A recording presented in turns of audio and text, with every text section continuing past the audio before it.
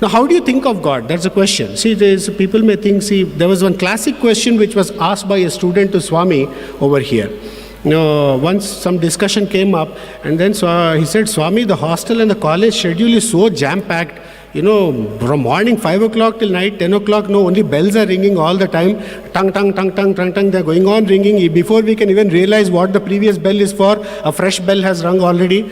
And in all the running, we have to stand in lines for the queue, for the bathroom, we have to stand in line for a bath, we have to stand in the line for the college, for the breakfast, everything there is a line. We are running all the time, I don't know where is time for sadhana and thinking of God. Can you help us? Then Swami said, this is something which all of us need to listen. Swami said, who told you you don't have time? You have 24 hours in a day, to be precise, to think of God. Stunning silence. Let's piece through all our activity. In Bangalore or Hyderabad or any city you go, half our life goes in traffic. Right? So the remaining half of our life goes in tackling the problems in the office and then at the home. Where are we going to think of God? Some of us even skip our breakfast and bath and sleep, to be on time to meet our commitments. That's a hectic schedule we are having in our daily lives. So this is close to that. So he said, Swami, where am I going to find time to think of God? Then Swami said, there are 24 hours, to be precise, to think of God. So morning when you get up, offer the day to God. Thank Him that you have given me one more day to discharge my duties. When you take bath and clean yourself, think that you are cleaning the temple of the Lord. Think of the Lord once again. When you are having your food, accept it by offering it as a naivedyam. It becomes prasadam. So offer that food to God. Again, you are thinking of God. When you are doing your office work, think that this is a duty you are discharging as your humble offering for your salvation to God. You are again thinking of God. So when you come to sleep, think that Swami is standing next to you, putting you to sleep with a warm breeze. Again, you're thinking of God. When you're playing games, think like as if Swami is there in your team. How would you play? With fairness, with love, with compassion, and still the fighting spirit. So he said, when you have 24 hours to think of the God every second, why are you grumbling? So instead of grumbling that I'm not finding time, you need to come to God in this way. So you have to convert the situation. So everything that we do, if we say it is a Brahmarpanam is not food alone. Brahmarpanam basically means this is an offering to the Lord. So everything that we do when we offer to God, it works wonders in the way we see ourselves at coming close to the Lord. So Swami said that this is how we need to devise our own methods in our daily lives so that we start thinking of God and this Dil mein Ram concept becomes very, very clear. The second one is Haath mein Kaam. Dil mein Ram is over. Next comes Haath mein Kaam. Haath mein Kaam is about service. So the first one was about sadhana, bhajans. Second one is about service. Sathya Sai organization is founded on these two basic principles, service and sadhana. So service is now coming as a second aspect, Haath mein Kaam. So Swami actually lays an enormous significance on this concept of service. One interesting question which was asked to Swami was, Swami, if everything is going to be decided by God's grace, why should I do any activity? Now that Bhagavad Gita shloka, karmanyeva adhikarasya, man is born because there is an activity to be discharged. We could have been born as his mic otherwise, or that speaker, or this granite marble floor. So activity is the reason why man is born. The day he decides that or devises a method, convenient argument saying that I don't need to do activity because everything is going to be decided by God, we are no better than any one of these lifeless objects all around us.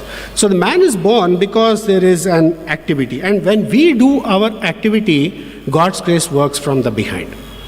Now, this is a beautiful answer which Swami gave once. The question here was, Swami, if everything is going to be decided by God's grace, if everything is preordained, why is it that I should do any activity at all? In the Mahabharata, there's a very interesting story.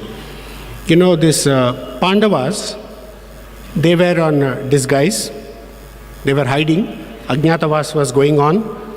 Okay, they were in the kingdom of King Drupad. That Matsya Bhed contest was to take place the next day. Arjuna had decided that he is going to participate.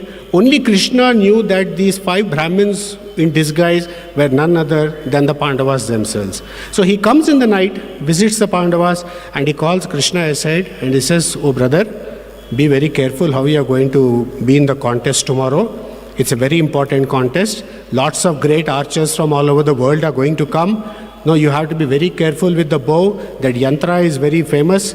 It will be rotating. Don't draw the arrow up till your ear. Please draw it only till the eye. Use only less strength. Put it like this. Don't shake. See the reflection."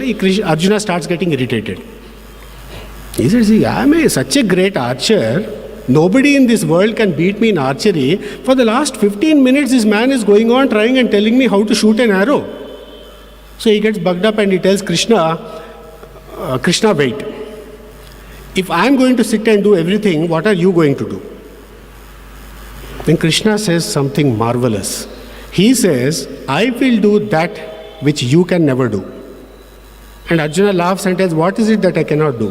And Krishna tells him, "I'll make sure that there is no wind. I will make sure that the water is still." Now let's analyze this and see.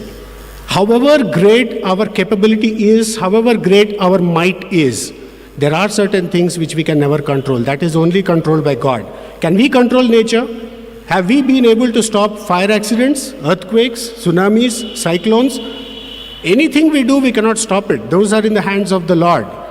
So what did Krishna meant when he says, "I will do that which you cannot do"?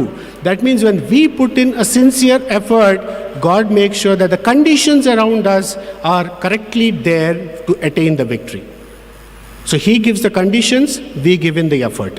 And the success comes from that.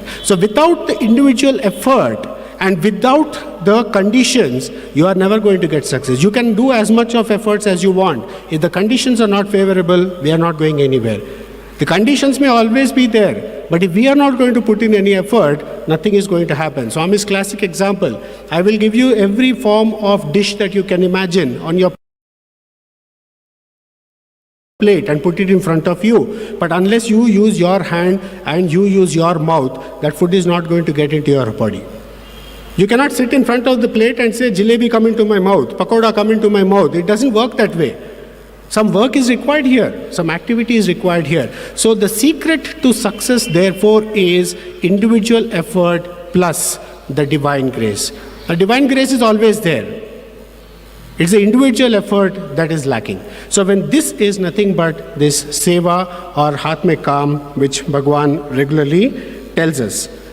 And when we involve ourselves actively in these activities, now, he is always there protecting us and making sure that the condition is right and we do not come to any harm.